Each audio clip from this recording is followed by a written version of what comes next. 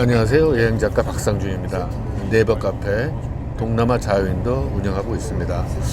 자, 이번 주제는 왜 중국인들은 그렇게 예의가 없고 일본 사람들은 왜 이렇게 타인을 신경 쓸까에 대해서 좀 얘기해 보고자 합니다. 제가 전 방송에도 얘기했지만은 어떤 중국 사람들은 어떤 그 크게 엘리트 계층, 오피니언 리더 쪽에서는 노장 사상과 유교 사상이 있고, 그리고 대다수의 어떤 민중들이죠. 대다수의 99%의 민중들은 글자도 모르고 그냥 어떤 관습 속에서 살아왔는데, 가장 큰 화두는 당연히 생존이었죠. 땅은 넓은데 이것저것 뺏기다 보면은 뭐 우리 과거도 그랬지만은 어떤 춘궁기라 그러죠. 배고팠고 여러 가지 배고픔 속에서 항상 기근이 그 속된 말로 밥 먹듯이 오는 상황에서 오로지 본인의 어떤 그 생존을 위한 안위에 신경 쓰게 됐죠. 그러니까 남들은 모르겠고 그냥 나만 편하면 된다. 뭐 그런 생각들이 좀 있었던 듯 싶습니다. 제가 다 말씀드리는 건 다 주관적인 생각입니다. 그리고 또 재밌는 게 저 만주에서 사람 죽이고 저 운남성 남쪽으로 가면은 또 아는 사람도 없는 거죠. 도망갈 때도 많고 그렇죠. 근데 일본은 어떨까요? 좁죠. 섬이고 뭐 또 공동체의식이 강하고 또 외지인들은 또 배타적일 테고 그러다 보니 좀 상대방에 대한 쉽게 말해서 좁은 데서 여러 사람들이 살게 되면은 당연히 배려를 하게 되는 거죠. 그리고 더한 경우가 이제 과거에는 사무라이들이죠. 그냥 뭐 칼 들고 마음에 들면 죽이기도 하고 그랬겠죠. 그러니까 어떻게 보면은 중국과 일본은 어떤 지리적으로 좀 차이가 있었던 듯 싶습니다. 제가 그 중국 사람들에 대해서 어떤 해외를 여행하다 보면 특히 일본을 여행하다 보면은 분명하게 드러나죠. 주로 이제 떠드는 사람들을 보면은 보통 중국 사람 아니면 한국 사람들입니다. 근데 제가 좀 황당한 신문 기사를 봤는데 그 이제 중국 그 관광객이 외국 호텔에 머물러서 제가 전 방송도 얘기했을 거예요. 커피포트에 양말을 삶았대요. 기발하죠. 양말 소독도 할 겸. 그 어떻게 그 커피포트에 양말을 삶을 생각을 했는지 제가 그걸 듣고 나서 가끔 그 이제 일본에 온천을 가다 보면은 좀 특히 작은 여관이나 내지는 작은 목욕탕 온천탕 가게 되면은 야외 온천탕에 한 3-4명 정도 들어갈 수 있는 온천탕들이 있습니다. 거기에 중국 사람이 앉아 있으면 이제 농담입니다. 혹시 오줌을 싼 거 아닌가? 하도 좀 너무 자기만 생각하는 경향이 있는데 싶어가지고. 그런데도 재밌는 게 그렇게 자기만 생각하는 사람들이 한번 친해지면 어떤 펑우라 그러죠. 친구라 그러죠. 그러면 뭐 이제 극단적인 경우에는 범죄까지 저지를 정도로 친구를 위해서라면 그렇습니다.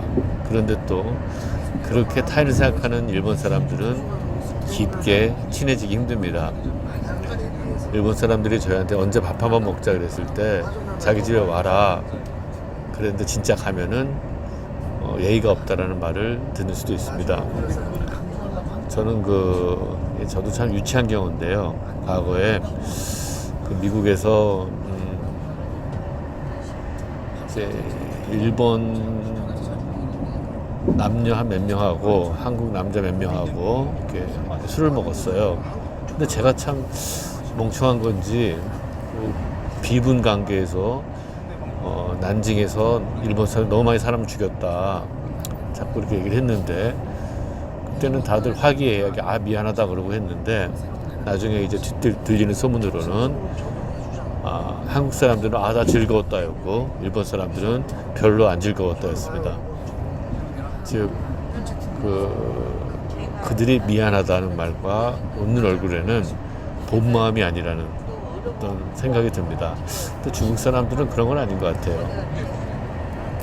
뭐 친해지면은 끝까지 친해지는 경향도 있는 것 같고. 근데 워낙 중국이 땅덩어리가 크죠. 북쪽과 남쪽은 말도 틀리고 생긴 것도 틀리고요. 그래서 일단 뭐 다 떠나서 한민족만 이렇게 봤을 때 한민족의 영향 속에서 그들은 어떻게 보면 의리를 중요시 여겼죠. 심지어는 유비가 여행 다닐 때 지 마누라 그 살을 베어가지고 유비한테 마실 정도로 의리를 하면은 중국 사람이었던 것 같습니다. 그리고 호방하다 그러나요? 이렇게 목소리도 크고 대륙적인 거죠. 대륙적인 기질인데, 근데 이제 목소리가 너무 크죠. 근데 저는 개인적으로 일본 사람들이 중국 가서 살면 잘 적응할까 싶기도 하고요. 워낙 좀 반대되는 성격이어가지고 그 중간에 있는 한국 사람들은 그만 이렇게 살아가고 있죠. 한국 사람들은 성격이 어떠냐고요? 명확하게 핫템퍼입니다. 흥분을 잘합니다. 그것도 급격하게 흥분하고 급격하게 가라앉죠. 그래서 가끔 가다가 일본 사람이나 중국 사람들이 봤을 때는 저게 미쳤나 할 정도로 좀 흥분하는 사람들도 또 있습니다. 보통 다 조용하다가 흥분하면 목소리도 커지죠.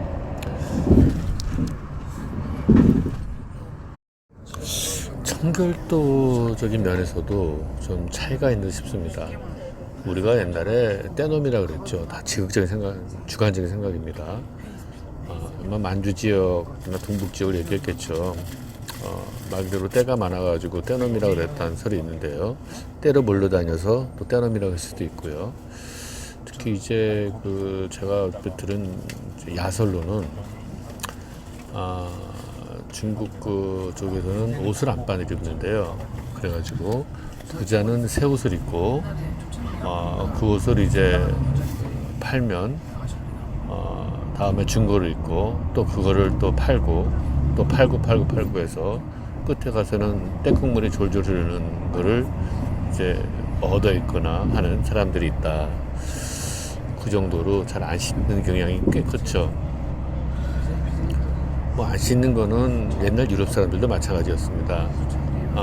향수가 왜 발달되냐면 하도 안 씻어서 냄새가 나니까 향수를 했다는 설도 있고요. 또 프랑스 지역에서나 그랬다는 얘기를 들었습니다. 일본 사람들은 안 그러죠. 잘 씻죠. 대대적으로, 역사적으로, 대대로.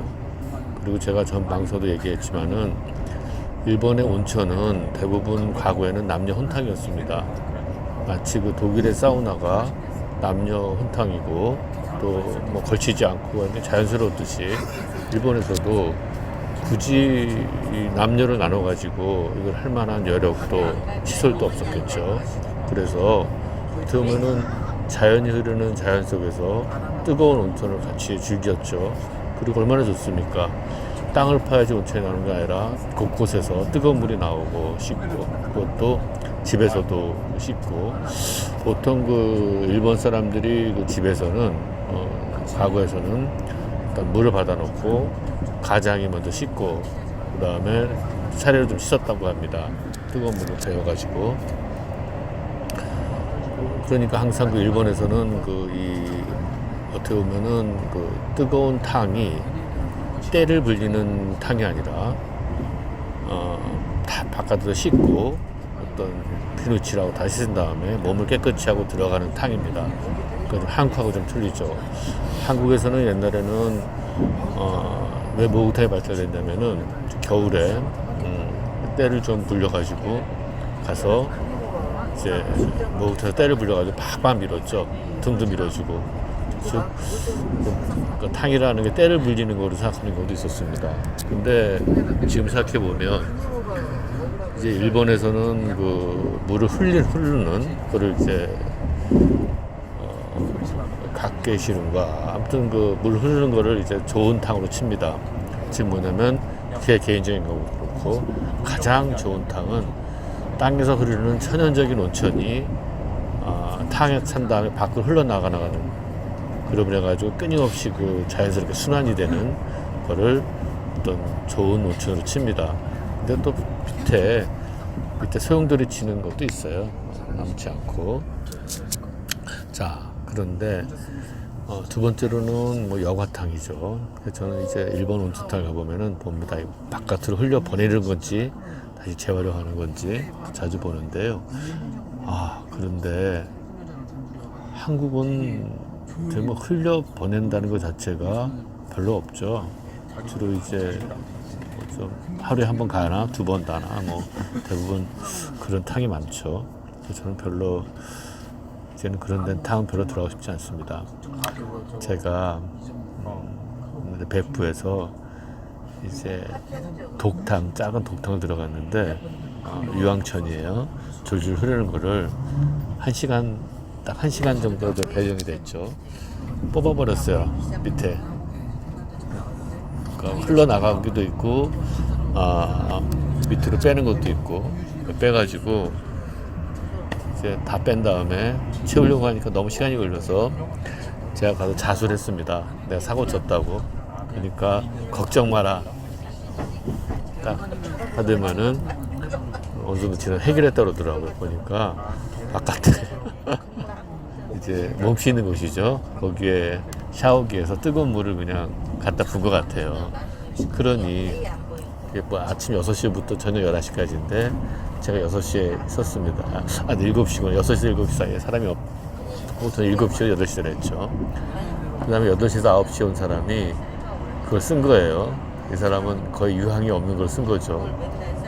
근데 제가 9시부터 또 10시까지 했어요. 그러니까 지금 생각해보면은 그분이 씻고 나간 걸 또 제가 씻은 거죠.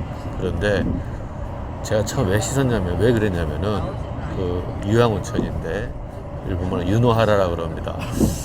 그 탕이 뿌옇더라고요. 그래서 딱 들어가가지고 앉았는데 사람의 때 같은 게 둥둥 떠요. 그래서 속으로 이게 뭐지 이게? 이걸 청소를 안 했나? 근데 알고 보니까 그게 유황 가루였어요. 유노하라죠. 제가 좀 모르면 무식하면 용감하다고 사람 뗀 줄 알고 그냥 다 뽑아버린 거였어요. 근데 나중에 제가 두 번째 들어가서 보니까 뜨거운 물을 받은 상황에서 일반 물이죠. 유노하라가 떠다니더라고요. 그러고 보니까 사람 때가 아니라 유황 가루? 얼마나 좋아요. 돈을 주고 이게 지금 일본 같은 경우에는 말려가지고 유황 가루를 파는데 쉽게 말해서 돈 주고 살 정도로 비싼 거를 아주 그냥 탕 전체에 널리 퍼져 있는 귀한 거를 저는 뽑아버린 거죠. 무식하면 용감한 거예요. 일본 같은 경우에는 어떻게 보면은 여름에 습하고 그러니까 안 씻으면은 몸 피부병도 많이 걸렸겠죠. 근데 중국은 또 워낙 추우니까 자주 씻을 만한 상황도 아니었고요. 그리고 이 온방 자체도 중국은 토치카라 그러나요? 어떤 그 난로 형식으로 해가지고 온방을 하고 우리는 온돌이죠.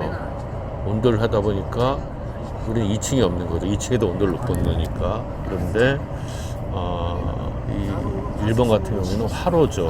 화로에서 이제 온기를 하니까 그러니까 2층에도 화로를 놓을 수 있으니까 2층이 발달된 거였죠. 그래서 어찌됐든 일본 사람들은 문화적으로 풍습적으로 잘 씻습니다. 그리고 뭐 한국은 우리가 과거엔 잘 씻었대요. 중국 문헌에 한국 사람들은 옷도 하얀 걸 입고 잘 씻는다는 문헌이 있을 정도로.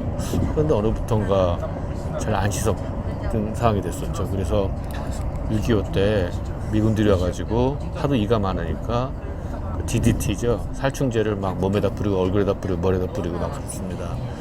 중국은 뭐 대대적으로 지저분하기로 유명했고요.